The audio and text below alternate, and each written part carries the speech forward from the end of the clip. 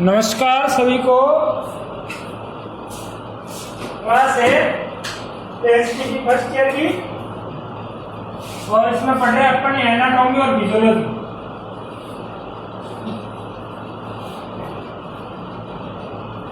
इसमें अपन ने पढ़ लिया था ब्लड सर्कुलेशन अपना कंप्लीट हो गया।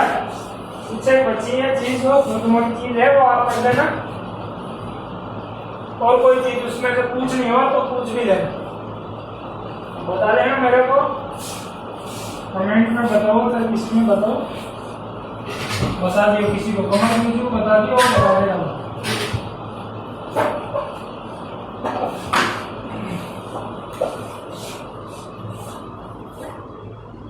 क्लास है अपनी फर्स्ट ईयर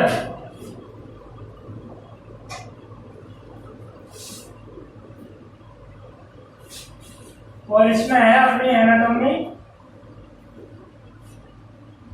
और एनाटॉमी में अपन पढ़ेंगे मेमोरी ग्लैंड के बारे में। फिजियोलॉजी भी है।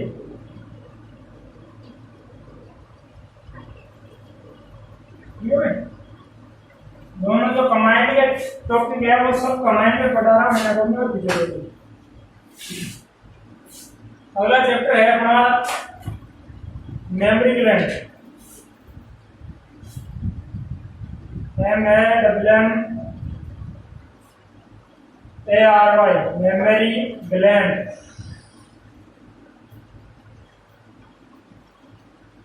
मेमोरी का मतलब होता है स्तन या थन।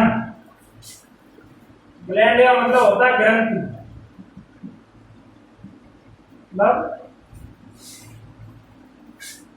मेमोरी ग्लैंड थनों के बारे में पढ़ेंगे। किस पशु में कितने थन मिलते हैं, थन के अंदर क्या चीज मिलती है, दूध किस तरह से बनता है, इसके बारे में अपन अध्ययन करेंगे।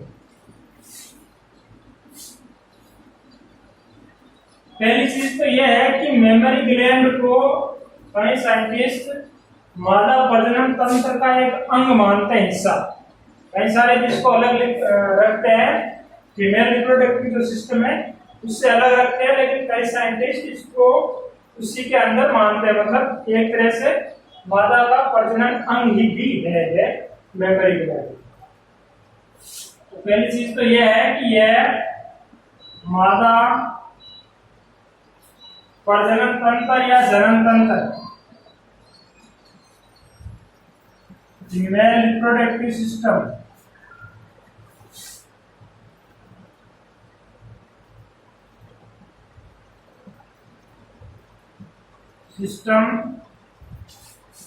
का एक अंग है या एक हिस्सा है। मतलब आप उसके अंदर भी इस चीज का अध्ययन कर सकते हो या उसी श्रेणी में भी इसको रख सकते हो।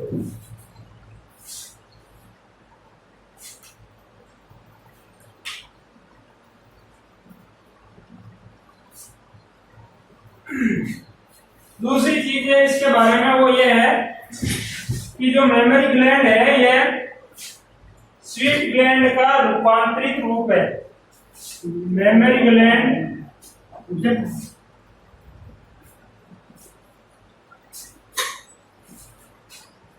स्वीट ग्लैंड, स्वीट ग्लैंड का मतलब होता है पसीने वाली ग्रंथि।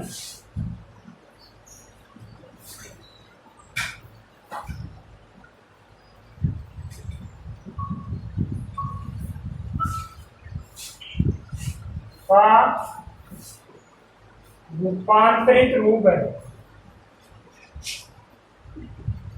मतलब स्वीट ग्लैंड पसीने वाली ग्रंथियों का डाइवर्टिकुलम, मतलब एक तरह से उसी के द्वारा ये मेमोरी ग्लैंड बनती है, स्तन ग्रंथि है। उसके बाद आता है कि इसका आकार है, साइज, वो पशु के गर्भकाल पर, उसके दूध काल पर और उसकी एज पर निर्भर करती है। जिस तरह से एज बढ़ेगी तो अडर का डेवलपमेंट भी बढ़ता जाएगा। और जिसका गर्भकाल या फिर लैक्टेशन पीरियड ज्यादा होगा या जितना लैक्टेशन पीरियड अधिक होएगा, दूध की मात्रा जितनी ज्यादा होगी उतने ही इसका आकार बड़ा होगा। तो इसका आकार मादा पशु के एक गर्भकाल, दुग्धकाल, वह आयु पर निर्भर करता है, उम्र पर।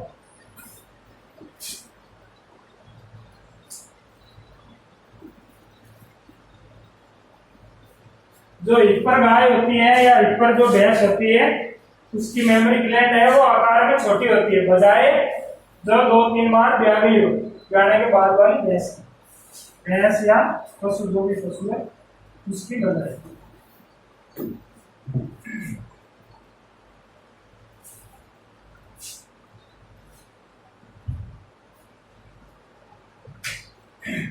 नॉर्मली जो इसका संख्या है मेमोरी ग्लैंड की, वो है कैटल में और बफेलो में।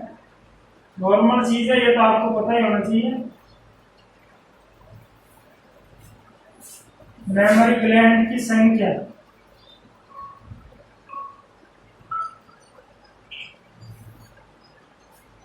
काउंटिंग है वो 4 है, संख्या में 4 मिलते हैं।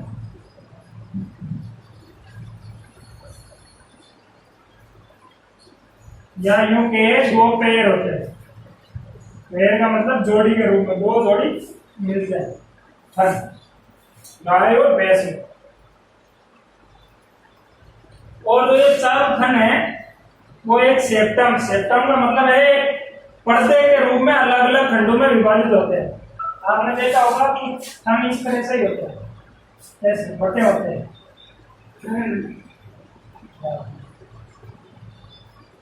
इस तरह से आपको खंड मिलेंगे, पहला खंड यहाँ, दूसरा यहाँ, तीसरा चौथा। इस तरह से आपको सेप्टम बाहर से ही दिखाई दे जाएंगे। उसके बाद चालू खंड,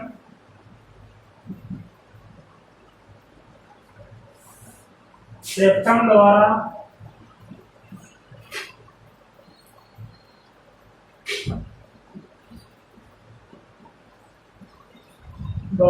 अलग अलग विभाजित रहते हैं।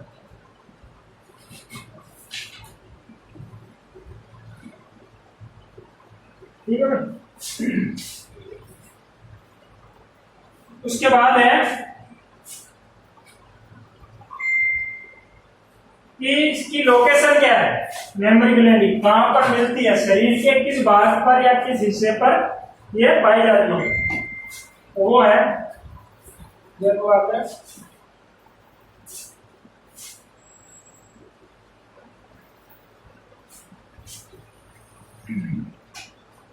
नॉर्मली जो मेमोरी ग्लैंड की लोकेशन है, स्थिति है,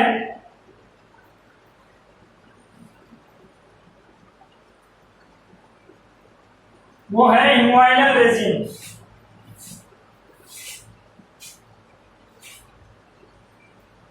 इन्वाइनल रीजन मतलब जांघ क्षेत्र। जांघ क्षेत्र का मतलब है जो पिछले पैर के दोनों थाई है, उन दोनों इनर थाई के बीच में ये मेमोरी ग्लैंड है वो स्थित होती है, लोकेशन वहां पर। नॉर्मली सीधा आपको पूछ रहे मेमोरी ग्लैंड स्थित होती है तो इन्वाइनल रीजन, जांघ क्षेत्र।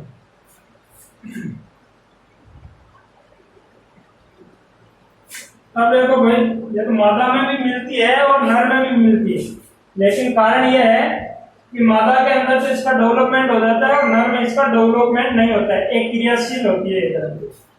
नर में मेमोरी ग्लैंड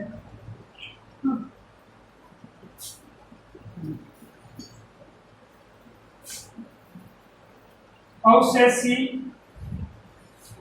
में एक क्रियाशील होती है।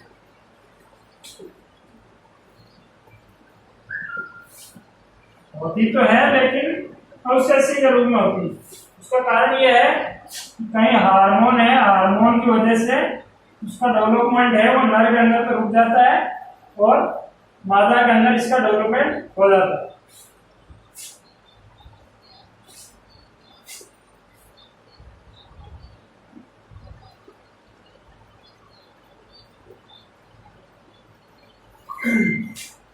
इसके बाद है कि जो ये इन्वाइनल रेजिम में जो स्थित होते हैं, मेमोरी ग्लैंड स्थित होती है, ये किसके द्वारा बंदी होती है, मतलब किस तरह से लटकी होती है, उसका कोई स्ट्रक्चर तो है जो वहां पर उसको रोक कर रखे, तो वो है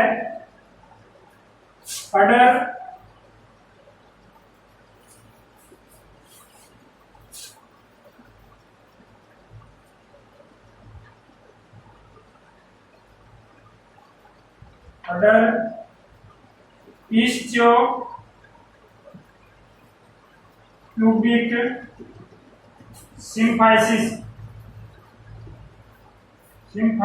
या सिम्फायोसिस से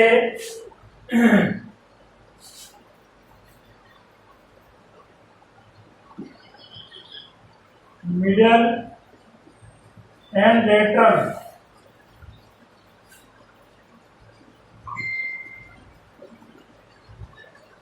सस्पेंसरी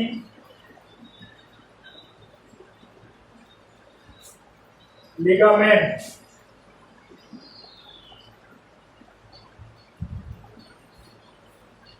द्वारा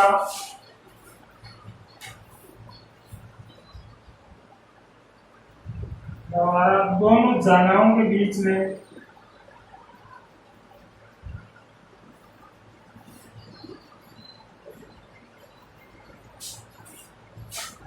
लटके रहते हैं।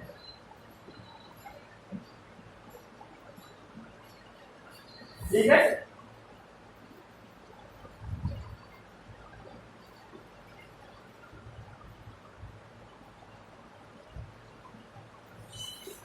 इसके बाद अपन पढ़ेंगे इसकी संरचना।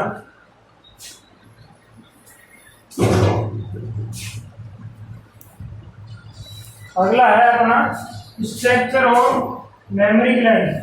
मेमोरी ग्लैंड की संरचना, यह तो नॉर्मली जानकारी हो गई, आंतरिक संरचना पढ़ेंगे।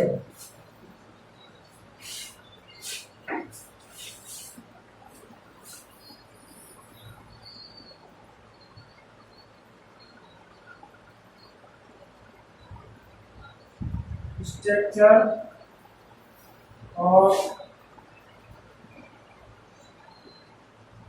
मेमोरी ग्लैंड, मेमोरी ग्लैंड की संरचना, अणुओं की संरचना।